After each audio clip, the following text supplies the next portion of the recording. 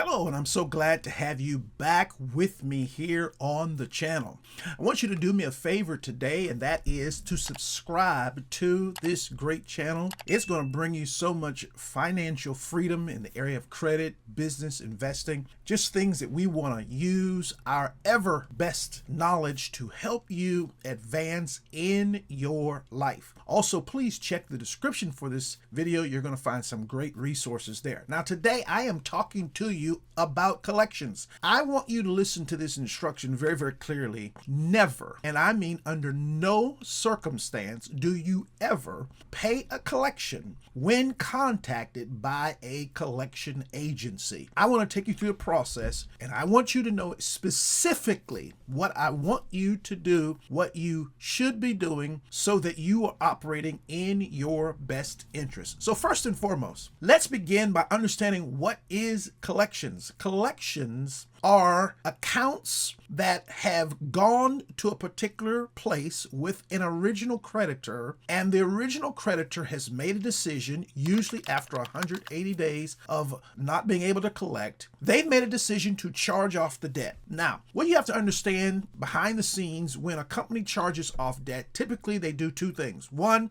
they will then report to their insurance company that this is an uncollected debt. This debt can't be collected on. And it's not just your debt. There are multiple people that they are sending this submission in at the same time. In addition to that, in the accounting side of the company, they could also use this as a write-off on their taxes for tax purposes. Now, the law is very interesting around this, because if they by chance say to you that you're in essence getting a benefit by us writing this debt off, they then could not effectively get this reported on your credit bureau report, because they have literally given you a benefit, the benefit being them discounting whatever it is that you owed them. So the language has to be very, very clear on their part if they want to then pursue you later. If not, they have to send you a 1099 form, because this now has to be counted as income. But we're going to leave that part alone for right now. So let's just say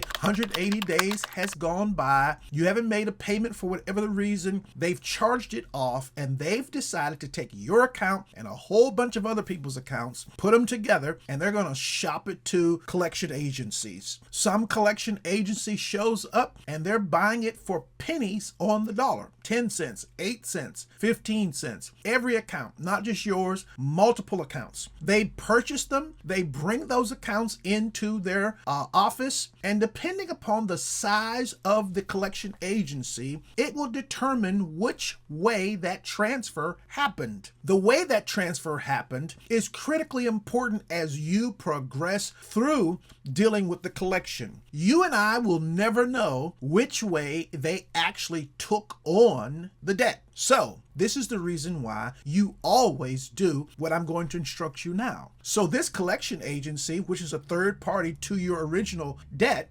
they now attempt to collect from you. So they make a phone call, send you an email, send you a letter, whatever they do, they try to collect. The law states that after they have reached out to you within 5 days, they have to send what is called a dunning letter to your last known address, whether that's email or mail. They've got to send the letter. The letter is going to tell you who your original creditor is, how much your original balance is, what are your options. There's several things according to the Fair Debt Collection Practices Act that must be included in that letter. They send you that letter. Now, here's where a lot of people make a mistake. They ignore the letter. They throw the letter away. They set the letter on the table and forget the letter. Listen, legally speaking, as it relates to what a collection agency can do with your credit profile, they now, after 30 days, can put this on your credit report. Your only way of preventing this from automatically happening is to respond to what you've been sent. So, what is your response?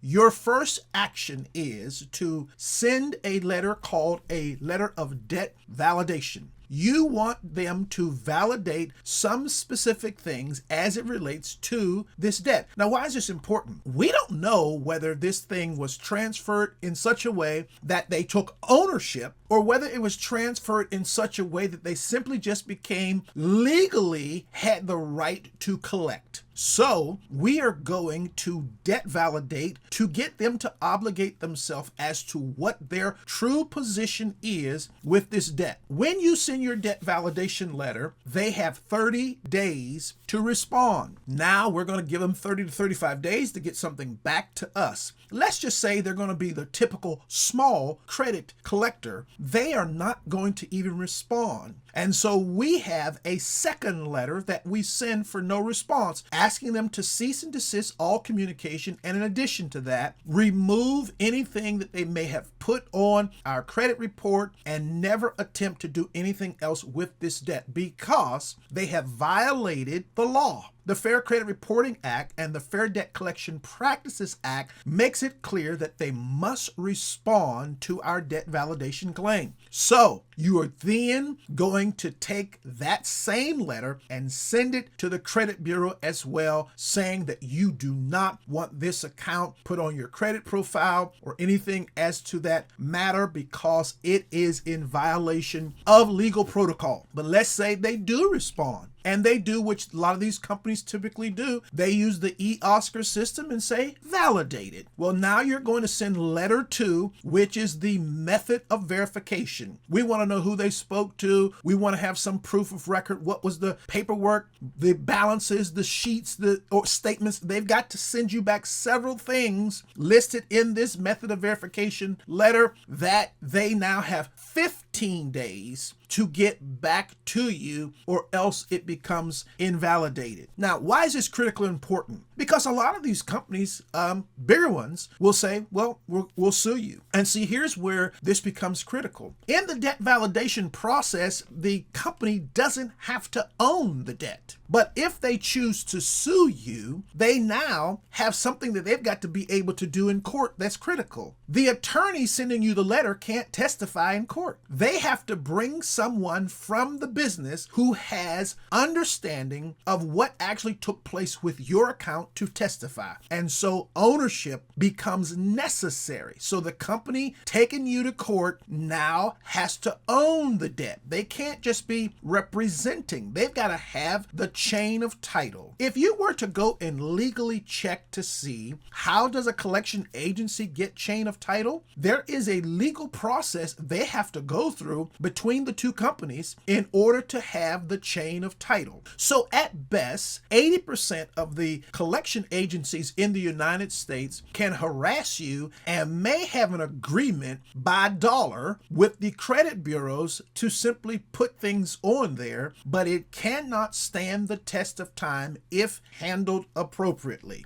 So again, you always validate. You always, if they don't respond, send that second letter of no response and follow through. And thirdly, if they claim that they have validated the debt, you ask for the method of verification. You also know your rights in the law as it relates to could they sue. You understand the statute of limitations on the collection in your state, and you set yourself up for a major win. One of the things we've done is we've put together a debt validation combo pack. It is in the links to the description of this video because I want you to be aware of how to deal with these debt collectors.